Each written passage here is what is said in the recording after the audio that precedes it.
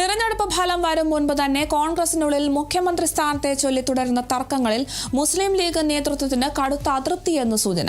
ഇത്തരം വിവാദങ്ങൾ UDF സംവിധാനത്തെ ജനമധ്യത്തിൽ പരിഹാസ്യമാക്കുന്നുവെന്നാണ് ലീഗിന്റെ വിലയിരുത്തൽ. മുഖ്യമന്ത്രി തീരുമാനിക്കണമെങ്കിൽ വോട്ടെണ്ണി കഴിയുകയും ഭൂരിപക്ഷം ലഭിക്കുകയും വേണമെന്ന് മുസ്ലിം ലീഗ് നേതാവ് PMA സലാം പറഞ്ഞു.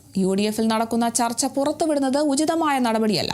ഇത് ശരിയല്ലെന്നാണ് ലീഗിന്റെ അഭിപ്രായം. തിരഞ്ഞെടുപ്പിൽ മത്സരിക്കാത്തയാളെ മുഖ്യമന്ത്രിയാക്കുന്നത് ആദ്യത്തെ സംഭവമല്ല. കേരളത്തിൽ മുൻപും ഇത്തരം സംഭവങ്ങൾ ഉണ്ടായിട്ടുണ്ടെന്നും PMA സലാം പറഞ്ഞു. മുഖ്യമന്ത്രിയെ തീരുമാനിക്കണമെങ്കിൽ വോട്ടെണ്ണി കഴിയണം. വോട്ടെണ്ണി കഴിഞ്ഞിട്ട് ഞങ്ങൾക്ക് ഭൂരിപക്ഷം ഉണ്ടാകണം എന്നൊക്കെ ഞങ്ങൾ വിശ്വസിക്കുകയാണ്. പക്ഷേ അതിനൊരു പ്രൊസീജിയർ അത് കഴിഞ്ഞിട്ടല്ല ഉണ്ടാവേണ്ടത്. പിന്നെ UDFന് ഭരണം കിട്ടുമെന്ന് ഉറപ്പുള്ളത് കൊണ്ട് UDFലെ ഘടകകക്ഷികൾക്ക് അത് സംബന്ധിച്ച് ചർച്ച ചെയ്യാനുള്ള സ്വാതന്ത്ര്യമുണ്ട്.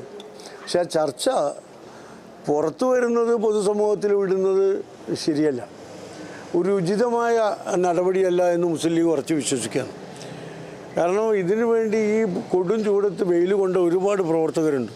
പ്രവർത്തകർക്കിടയിൽ നിരാശ ഉണ്ടാക്കുന്ന പ്രവർത്തനങ്ങൾ ശരിയല്ലല്ലോ. ഞാൻ പറഞ്ഞത് കേരളത്തിൻ്റെ ചരിത്രത്തിൽ പണ്ടും അത് ഉണ്ടായിട്ടുണ്ട്. ഞാൻ അതല്ല പറയുന്നത്, ന്യായീകരിക്കില്ല. പക്ഷേ ഈ ചർച്ചകൾ ഇപ്പോൾ അനാസ്വരത്തിലാണ്. നേതാക്കളെ തീരുമാനിക്കാനും തീരുമാനം എടുക്കാനും ഒക്കെ കോൺഗ്രസിന് കഴിയും. അല്ല, ലീഗിനോട് ഇതുവരെ അക്കാര്യം ആരും ചോദിച്ചിട്ടില്ലല്ലോ. ഇതിൽ ആവശ്യപ്പെടുന്ന പ്രശ്നമില്ല. ഞങ്ങൾ ചർച്ച ചെയ്ത് കൂട്ടായ ഒരു തീരുമാനം എടുക്കും. വിസ്മയം.